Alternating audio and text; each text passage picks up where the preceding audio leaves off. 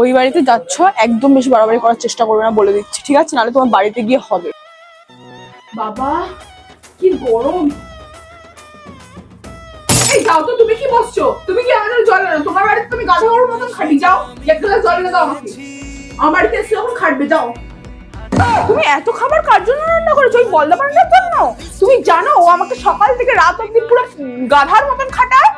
ঠিক আছে, ভালো হয়েছে রান্না বান্না করেছো, আমি খেয়ে নিচ্ছি। ওকে অত কিছু দিতে হবে না, ঠিক আছে? ওই মাংস একটু ভাত দিয়ে দিয়ে হয়ে যাবে, বাকি খাবার সব আমি খেয়ে নিচ্ছি। এই দেখ মানা, আমি জামাইয়ের জন্য একটা পাঞ্জাবি নিয়েছি, দেখ তোর পছন্দ হবে কিনা। দেখে এত দামি একটা পাঞ্জাবি কিনেছো তুমি? তুমি জানো আমার শাশুড়ি বুড়ি, ও আমাকে বিয়েতে একটা গয়না দেয়নি, ওদের বাড়ির থেকে একটা গয়না জোটেনি। তুমি দেবে ওকে এত দামি একটা পাঞ্জাবি?